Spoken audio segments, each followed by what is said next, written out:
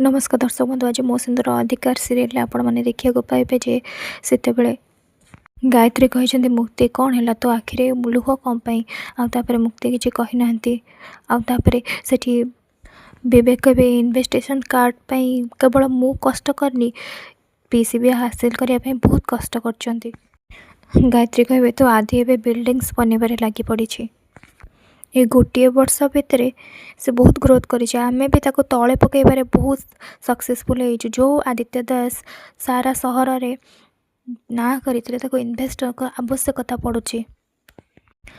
विवेक भी ये स्पेस में आ गोटे कथा एवं आदित्य दास नुआ प्रोजेक्ट लॉन्च हो प्रोजेक्ट परिवर्तन जोटा कि ए न्यू ईयर पार्टी रे लॉन्च हम सेटा आदित्य और नताशार बहुत बड़ प्लान। गायत्री कहे आ पूर्व से मैंने एत बड़ प्रोजेक्ट केवे भी करना ए प्रोजेक्ट को फ्रंट दौर मो कंपनी।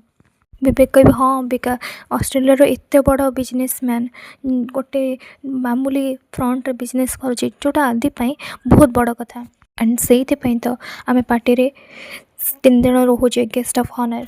गायत्री कहे आठ भल सुजोग आमको मिलबनी से सामना को आसापी जो मैंने तो मारिबा को चेष्टा करथिले तो धोखा देथिले आउ मो विवेक रो लाइफ को स्पॉइल करथिले आउ मु भी देखा चाहे धोखा आउ छलनार कांथरे बिल्डिंग केमिति से नताशा आउ आदित्य दास बनाउछंती आउ से बिल्डिंग केते स्ट्रांग हो पारे। और विवेक कहे पार्टी रे से चेहरा तंकर देखिला भलिया हबो से चेहरा भी मु पाखरो देखिबी जो माने हमको कष्ट देकी धोखा देकी निजर हैप्पी लाइफ बंचिया को चेष्टा करूछंती।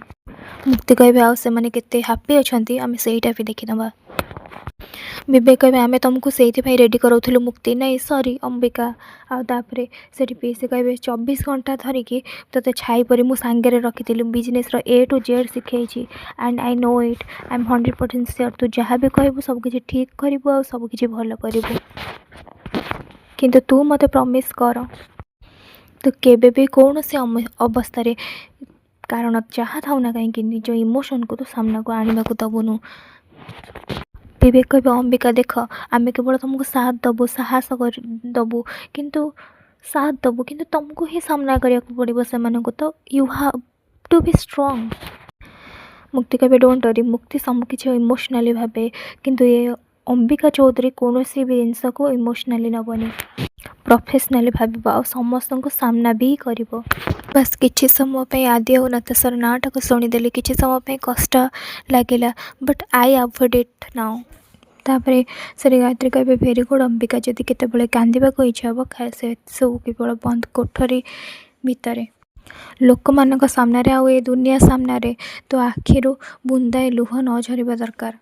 एपटे रिद्धि आणुवे हाथ थाली पड़ जाइए नताशा चिल्लाऊे शालिनी कहे कौन है शालिनी तुम कहीं केमती रागुच तुम जान रिद्धि कौन कर रिद्धि कहे ए तो मोर किसी भूल नहीं तुम तो से नताशा कहे चुप कर इच्छा तो हो ते इमिडिएटली ये बाहर कर देवाई हेले करें बिकज आंधी सार रिद्धि कहे नताशा आदि सार एबे भी जान ना जे तुम दीदी सहित तुम कौन सब कर आ जेजेमा को केमती चाकर बनईकि रखीच अरे सी तो भावुं तुम तर केयर करुच से एक कथा भी जानी ना तुम आ धनश्री मैडम केमती सबू प्रॉपर्टी को निज ना कर केवल तांकर नुहे तो रागिणी मैडम को कंपनी को भी तुम छड़े नहीं जाइए भाविच जिते बड़े आदिशर एक कथा जानवे तुम दी जनकर अवस्था कौन हम तुम तुम भूल पाई तुम बेबी को हरईच आमती किसी न हो जाऊ तुम ए भूल पाई तुम सबकि हर दांडर भिकारी हो जाओ बोली बस गोटे शक्त चापुड़ा देवे रिद्धि कहे भूली जानी तू भी गोटे मोर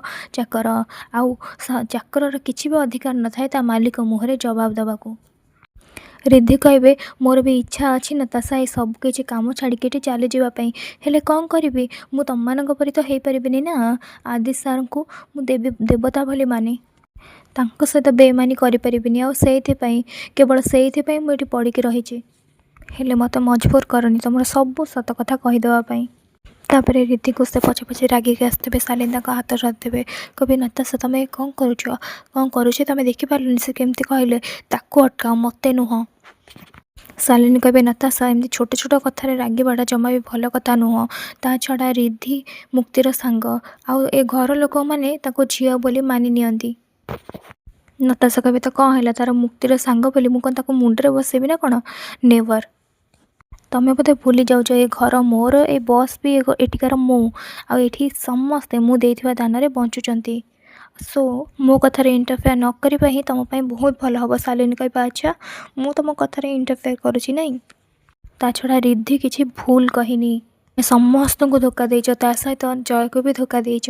ସୋ ନତାଶା ବି କେୟାରଫୁଲ୍, ତମେ ଯାହା ବି କହିବ ଭାବି ଚିନ୍ତିକି କହିବ। ନତାଶା କହିବେ କିଛି ବି ହେବନି, ଏମିତିରେ ବି ଏଇଠି ତମ ଉପରେ ଫ୍ରଷ୍ଟ୍ରେଟ୍ ହେଇକି ଅଛନ୍ତି। ତାଙ୍କୁ ତମେ କିଛି ବି କହିଲେ ନା ସେ ତମ ଉପରେ ବିଶ୍ୱାସ ହିଁ କରିପାରିବେନି।